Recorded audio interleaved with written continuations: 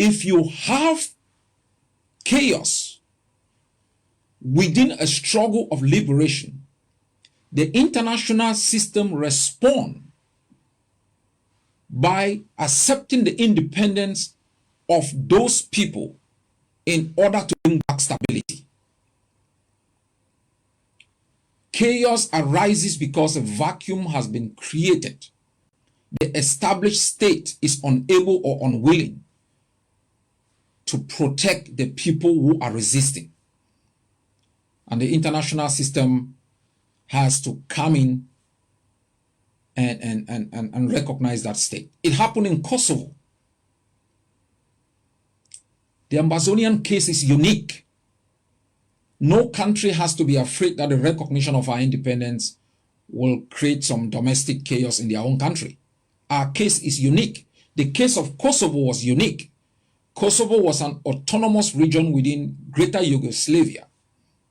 When President Tito was in power, when President Milosevic took power, that autonomy was rescinded, was taken away. And the right of Kosovars within the Greater Yugoslavia was no longer protected.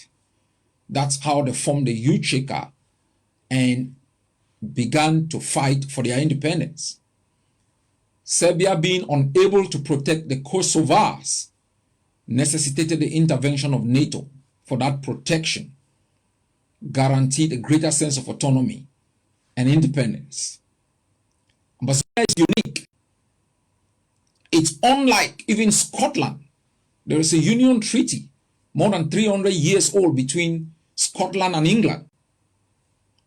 The rights of the Scots are protected within the United Kingdom.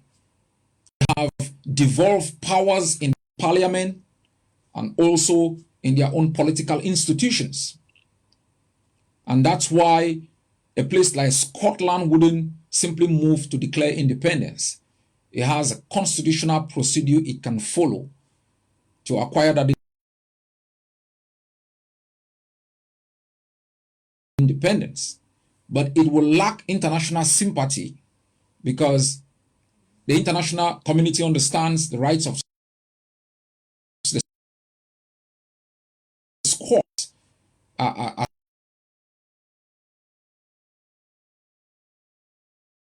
somehow protected. But the issue of nationalism trumps the protection of rights under a different state. And so you can understand the Scots. Ambazonia is unique. Was an independent state occupied by Cameroon. The rights of Ambazonians are never protected. Even when the African Commission on Human and People's Rights, asked Cameroon in the Ngubne versus Cameroon case to establish the basis for the protection of these rights, Cameroon has basically failed. Cameroon has established a murderous political regime that has systematically eliminated Ambazonians, orchestrating crimes against humanity, war crimes, and genocide.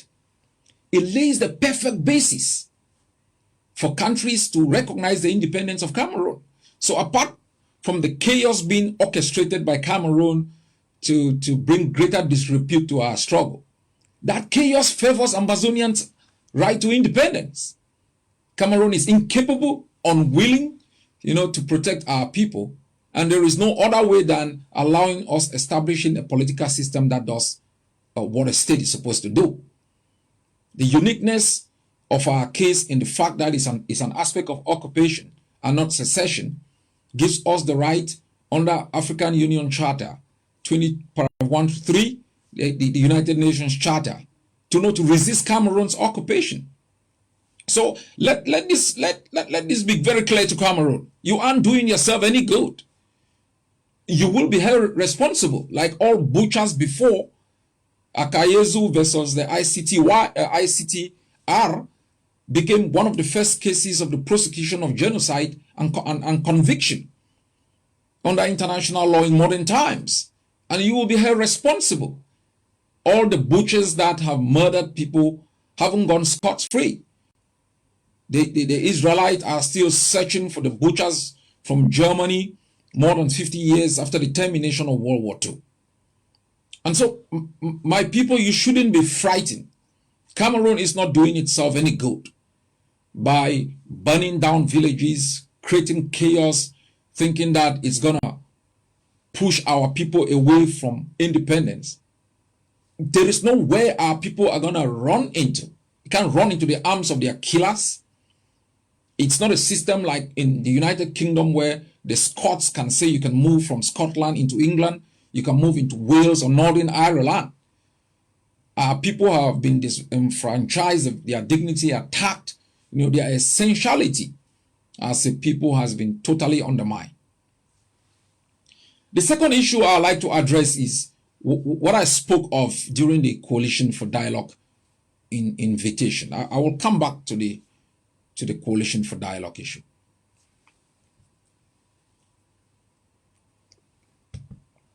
Now, when I was following up the coalition conference, I was confused. I was when I found these traitors coming to address. Look, my people.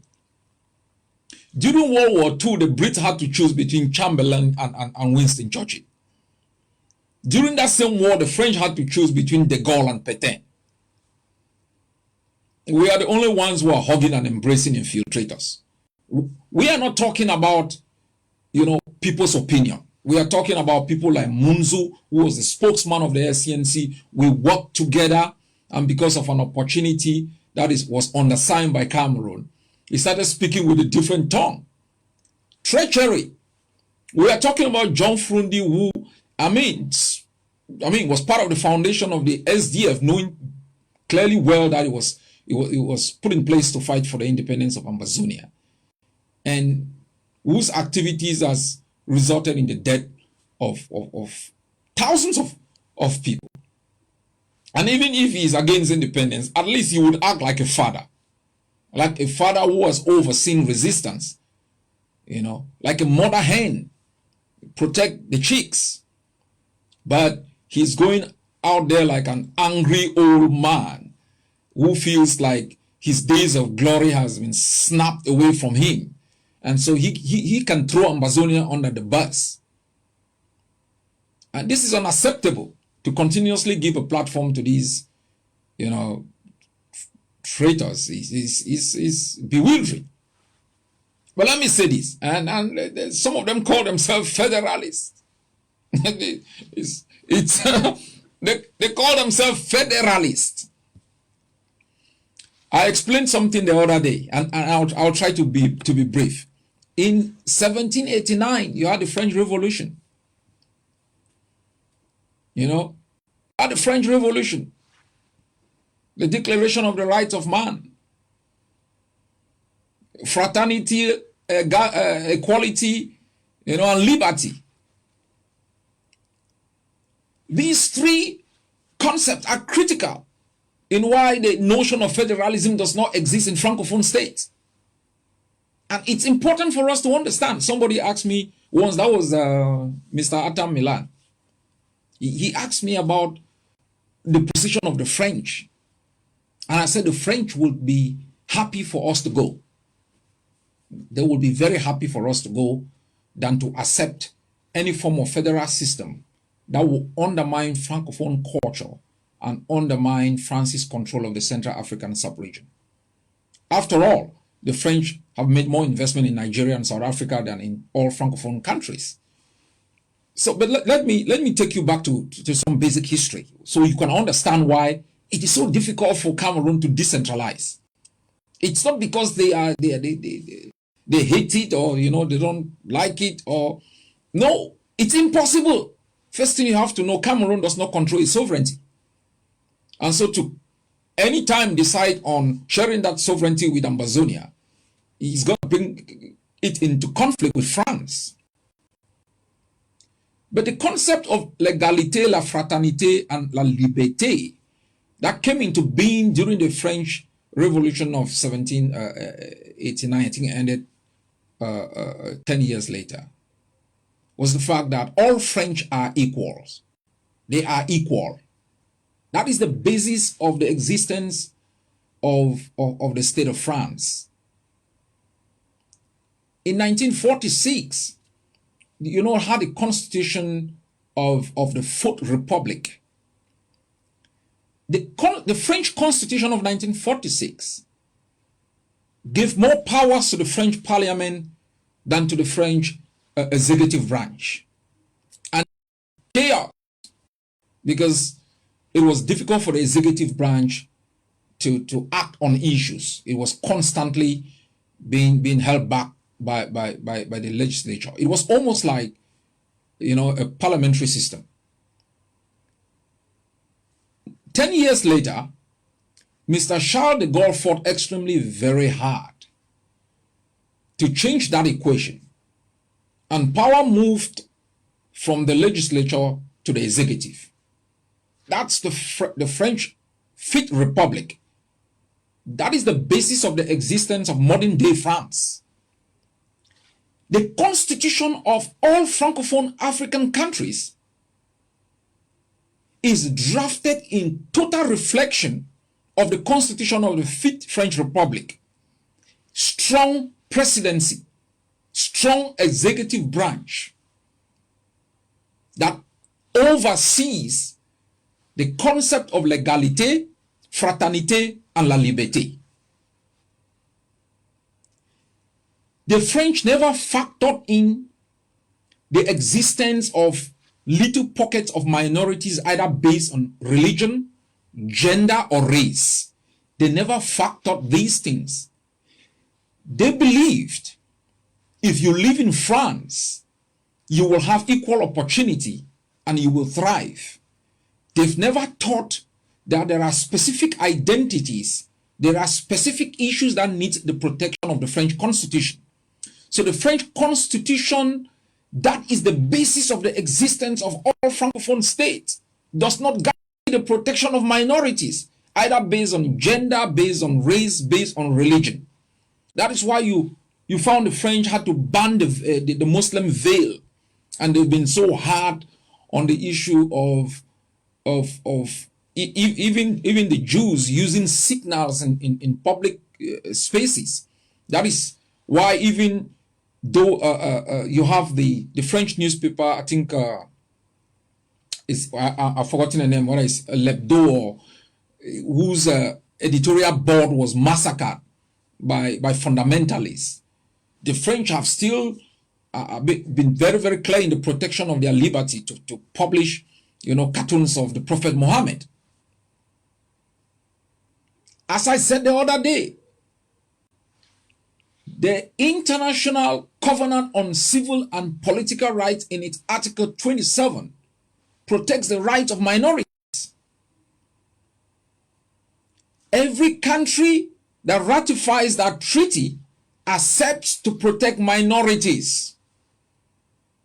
When the French ratified it, they entered a reservation on Article 27, and they sent a letter to the Human Rights Committee, and in their justification, they said the French don't have any minority. And so how can you put in place the concept of federalism within a political space where there is no acceptance of the existence of any minority? How can you even talk about regionalism? How can you even talk about provinces? So Cameroon is doomed because its sovereignty is controlled by France. Its constitution is coached against the 1956 French Constitution. It has no powers to do anything. So all of these traitors going around and calling themselves federalists are colonial apologists. Agbo Bala, I installed Agbo Bala in Belgium, I think as the Secretary General of the Southern Cameroon's European Mission. Most of you must have seen our video. When we were going for that meeting, I didn't really want him to come along, because he had his agenda.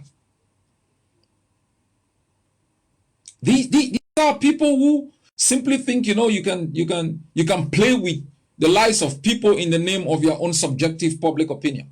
It's unacceptable, and we should maintain a very hard stance with respect to them. Let me also talk about the coalition. I've congratulated the organizers of that wonderful conference. It reignited somehow, you know, our liberation struggle. It was a gigantic come together, and I want to congratulate the conveners of this conference. The Ambazonian Governing Council had been working long ago in concert with members of the coalition. We had fundamental disagreements because we think sincerely that the Ambazonian people's position is not subject to any contestation or debate. I can't sit on a table and be debating with somebody who does not believe in our independence. I can't.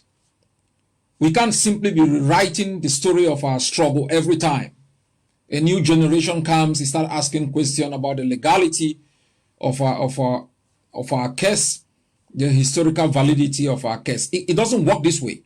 And that's why we are facing some of these issues now, because some people think this thing started in 2016. No. Revolutions are a continuation. For those who refuse to recognize history, those who come after you will also refuse to recognize your own history. And Ambazonians must know that people have fought and died for this thing even before we were born. And we must recognize that we are at the stage of it. We are a continuation of a long struggle started by our forebears. We can't come every time and try to rewrite the history of this resistance. I know sometimes it's necessary to do certain things to reawaken, the new generation, because we don't read, we don't study, so it's easy to follow what is happening at this particular stage. Now, this is my solemn advice to the conveners of that conference. You've done your survey, and the results have been outstanding. Overwhelming majority of Ambazonians have elected for independence. There has been some slight disagreement. The Vice President of AGOVC has addressed that privately. I will not talk about it. I know it's still in process. The Vice President will deal with that subsequently. But the outcome of that survey, spoke and speaks for itself. Ambazonians want their independence, totally free from Cameroon, have control over their sovereignty. The advice I will provide to my brothers and sisters and comrades of the coalition is stubbornly maintain your independence. Stubbornly maintain your independence. Don't allow your platform to be exploited by those who cannot manage their own organizations, who are waiting for any platform to position themselves for power. Don't allow it. Strictly maintain the independence of your platform. Work with the Ambazonian Governing Council. It's the most credible, powerful, structured organization that can translate your vision into reality. We are the ones overseeing the conduct of the defense of the homeland. And as I said, and without arrogance, without trying to undermine anyone, it is only the Ambazonian Governing Council and all those who are fighting who can delegate people to speak on behalf of the war.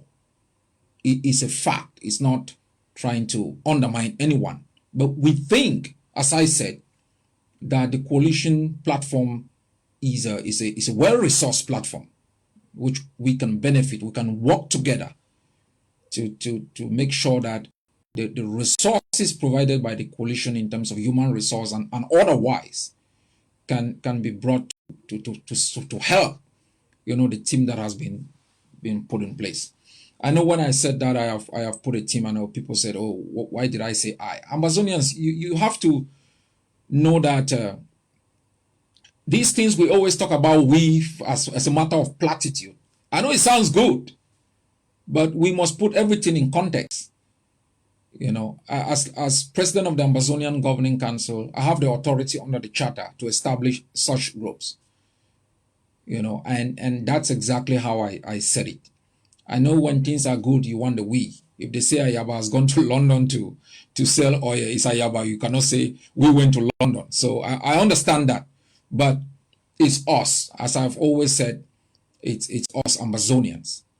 And I have been able to discuss with the Vice President, the Secretary of State, and other top aides of the Ambazonian Governing Council on our strategy with respect to the coalition, and the Vice President is overseeing this.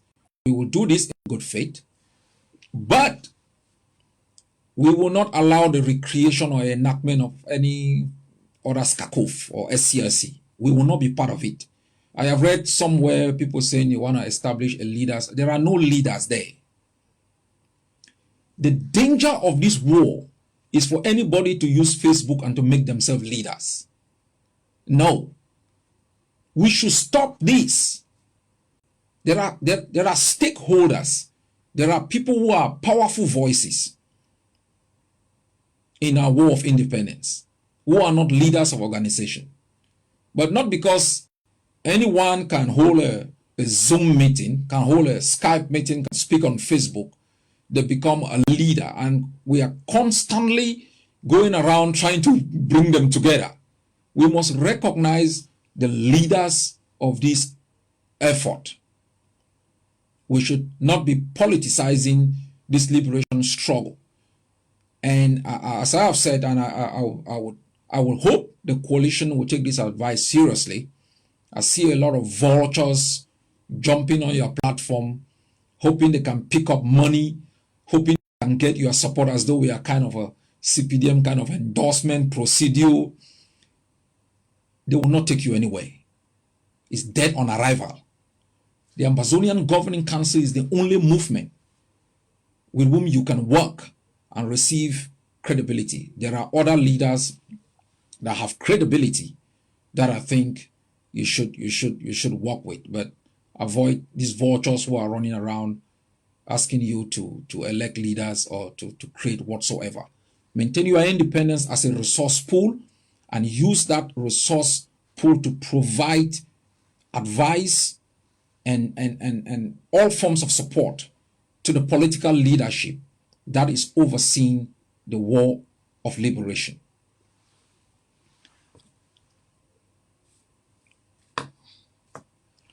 As I said this afternoon,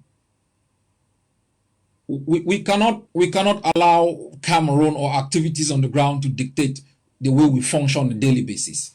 I said, I listened to was it a video of a gentleman calling me a warlord? You know, sitting in the comfort of a small space, calling me a warlord. The guy who is the warlord, the country that declared war on us, the warlord that has been overseeing that war for as long as I know it, they call him President Paul Biya. You call him President Paul Biya, and you think calling others warlord. I don't know sometimes what people want to achieve with these terminologies, but we are all warlords. The defense of our homeland is the primary responsibility and obligation of leaders. We didn't declare war. We have worked extremely very hard in the past 40 years, articulating the force of argument, matching our ideals against the method of the occupier, sending delegations to Auckland during Commonwealth conferences, to Zimbabwe, to the United Nations, making presentations across the globe. We've organized demonstrations since I landed in exile in 1998 across different capitals to decry, the systematic brutality with which Cameroon is overseeing the occupation of our country. The response of Cameroon has been war. It has moved Manawa Bay into Boya, murdered students. It has moved up station downtown Bamenda, brutalized people, attacked hospitals, killed anyone who raised objection, to its approach. When Seseko called for demonstrations on the 22nd and the 1st of October, they basically mauled our civilians using helicopter gunships. You call for the international system, no one responded. No one came to our rescue. What should we have done? Sit back, fold our arms, surrender, or hope to God he sent his son again to come and die for us, or rise up like a people determined to be free to defend ourselves? That's what every sensible and determined people will do. And I hear everyone shouting they want to talk. Who do you want to speak with? Who do you want to speak with? Atanganji? Lele Lafrique? Paul Biya, who is nowhere to be found or seen? Who do you want to speak with? La République soldiers in green painted armor cars?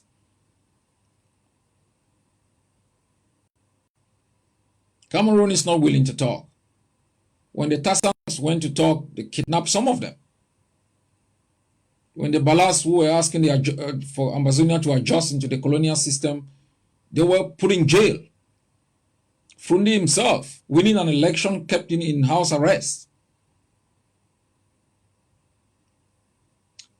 As I said during the Coalition for Dialogue,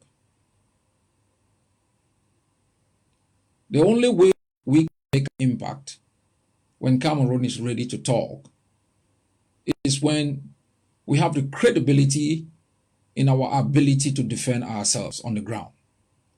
Diplomacy will end the day Cameroon defeats us on the ground. It will end.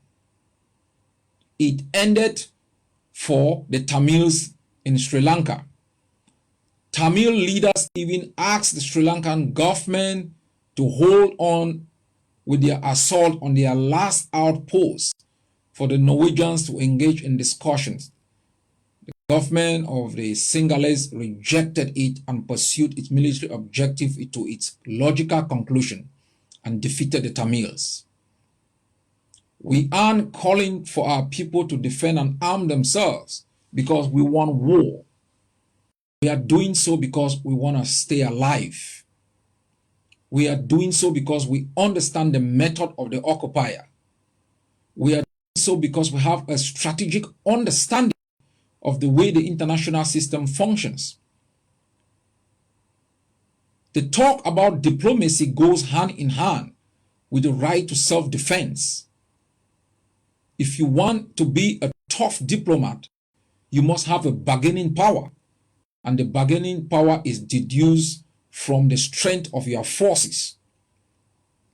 But my people, I can assure you that because of your commitment to the stabilization project, we are arming our people.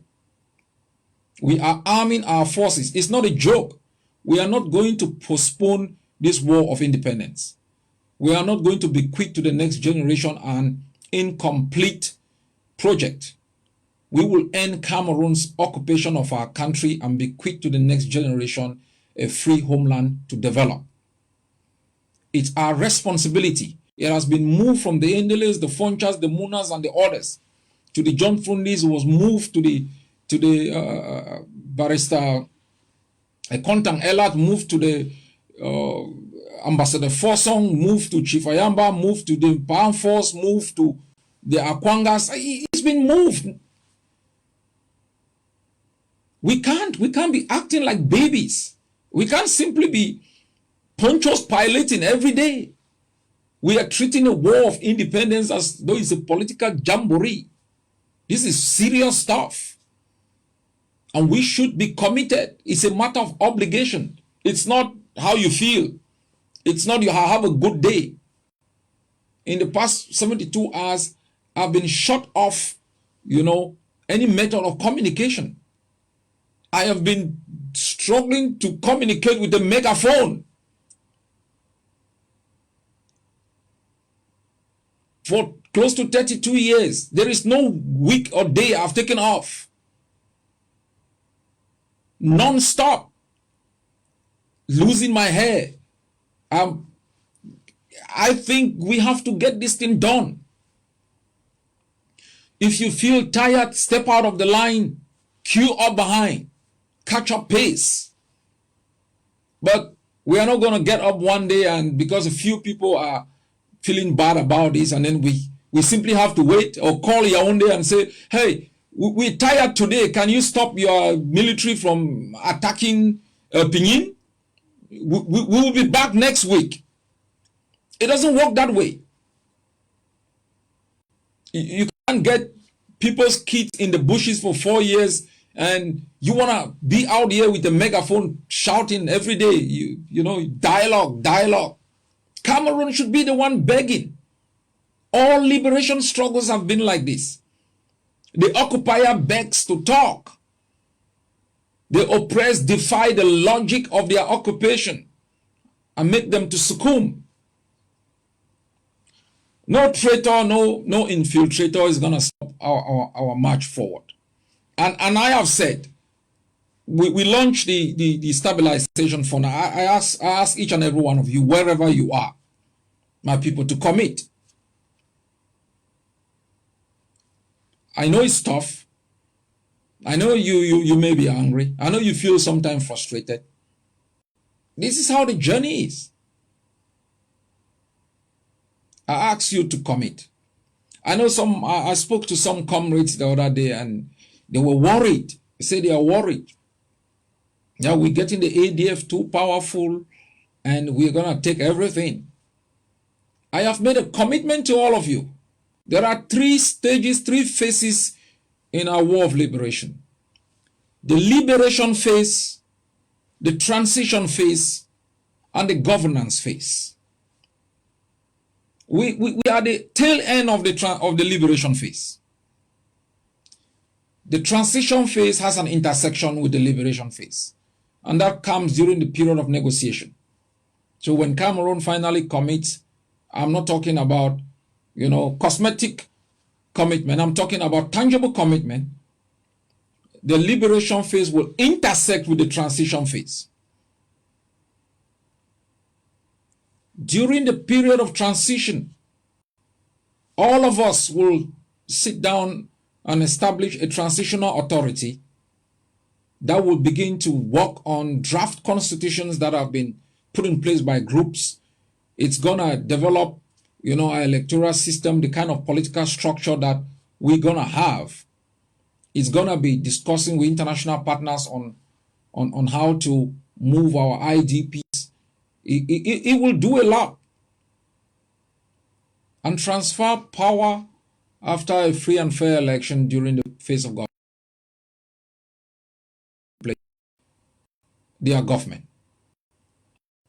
So I will not use the ADF to go and install myself in power. This is why some people use the word warlord, because they've seen themselves as politicians with the right to govern and others as slaves with the mandate to fight and die for them.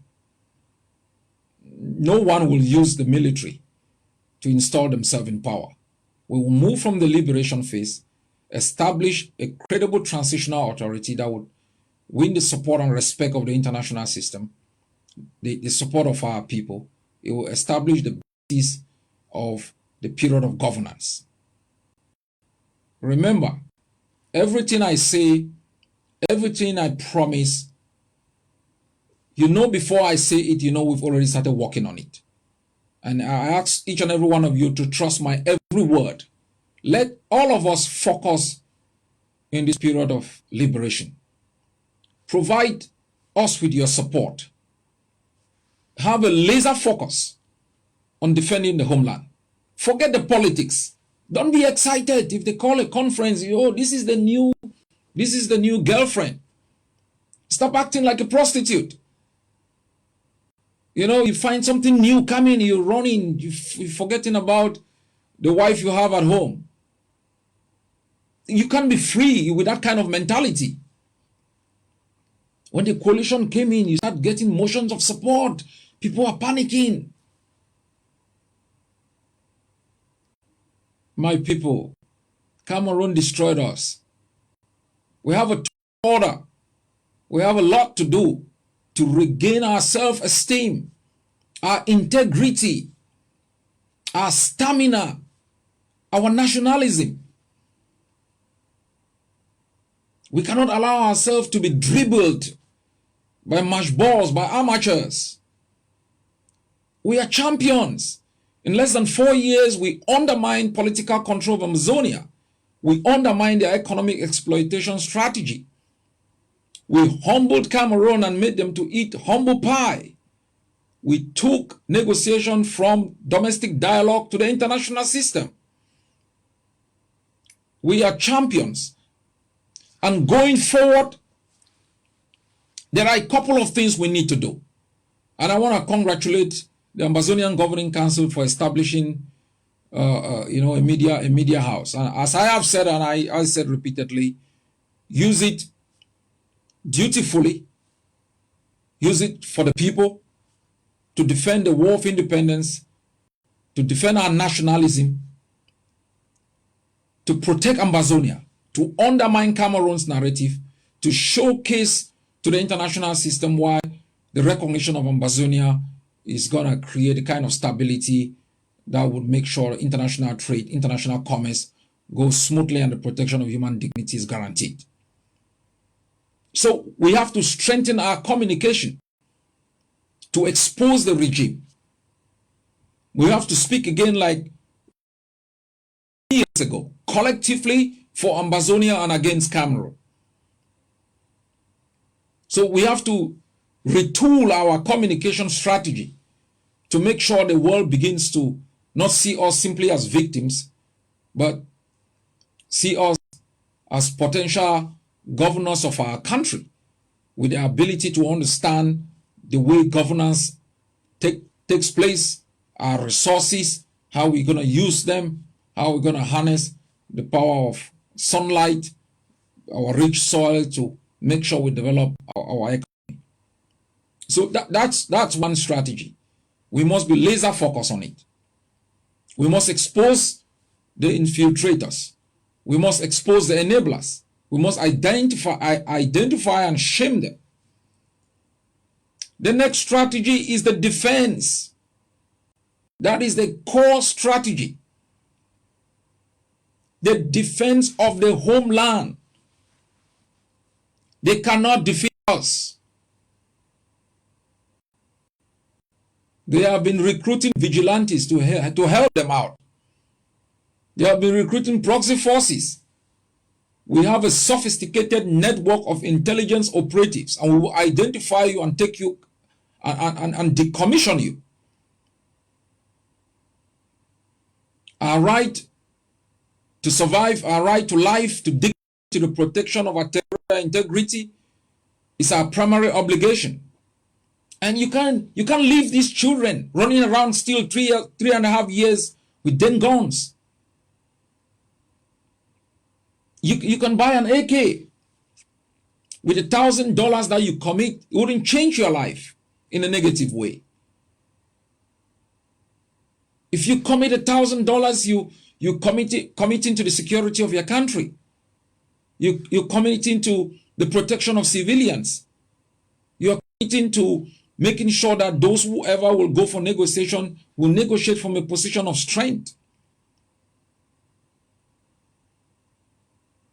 And so we have to come together, my people, and work like we've never done before, and focus like we've never focused before during this period of liberation, to strengthen, our forces on the ground, to provide the kind of security in areas we control, to make students go to community schools, women protected, the provision of basic services within those areas, and to undermine Cameroon continuously.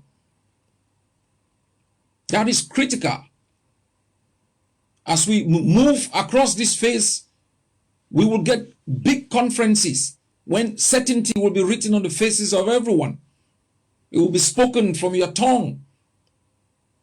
We will now sit together and establish the transitional system that will begin, to transition us from the period of liberation to that of transition and into the period of governance. But we need a force on the ground with 1,000 AKs. That takes 1,000 Ambazonians to provide such a force.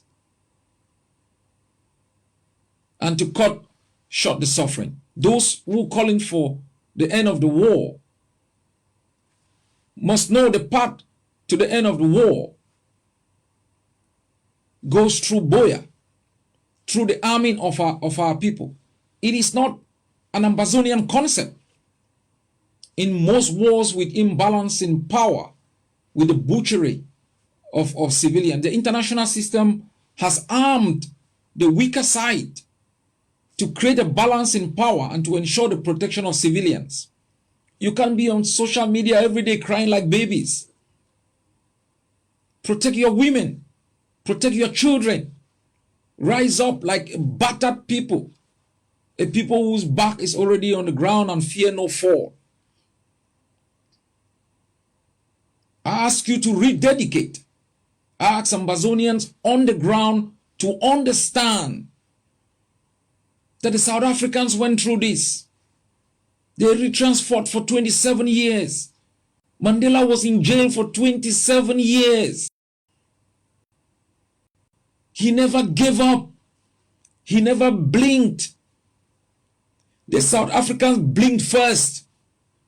They came and begged Mandela to help them go out.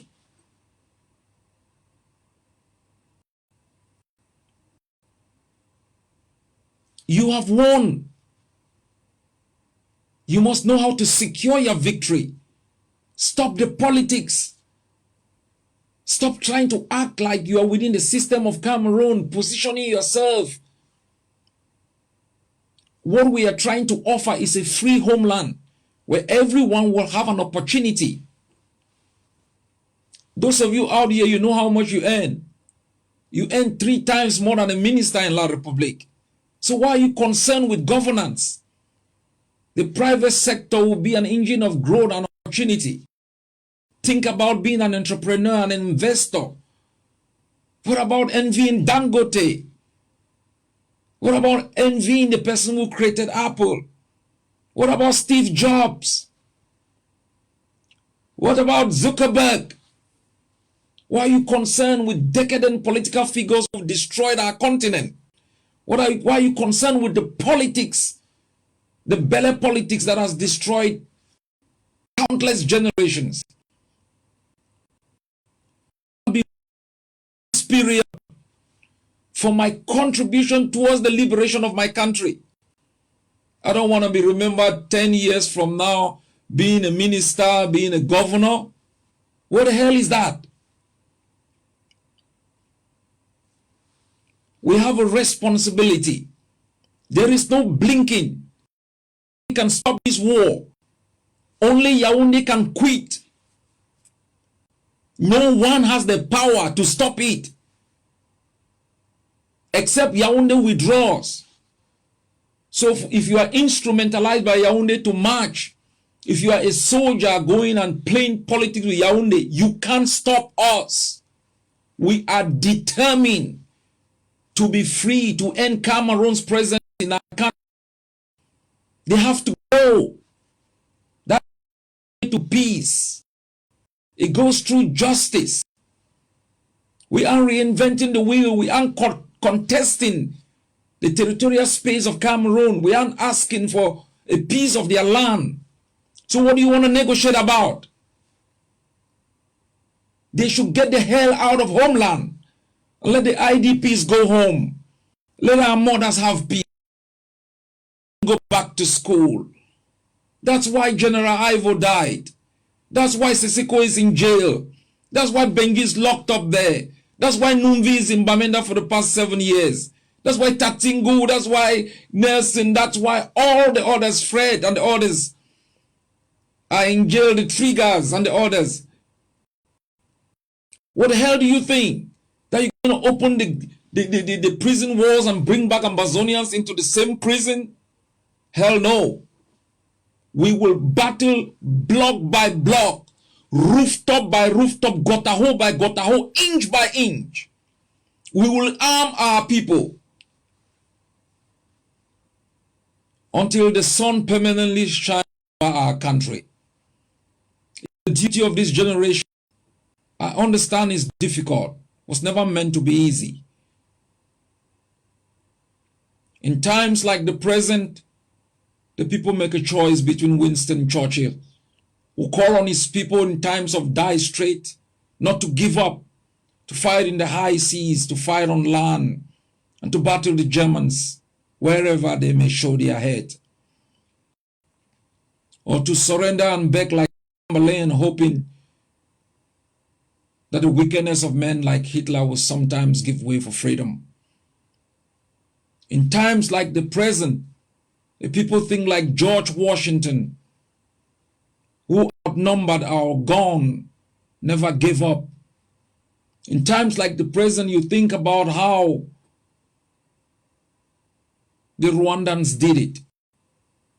In times like the present, you invoke the spirit of Martin Luther, who wrote a letter from the jail of Birmingham. You think like Malcolm X, who asked all people to arm themselves. You think like Nelson Mandela.